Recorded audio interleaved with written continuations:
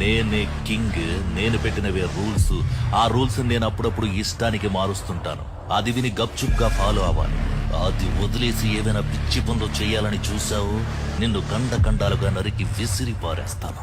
హుకుం tiger కా హుకుం.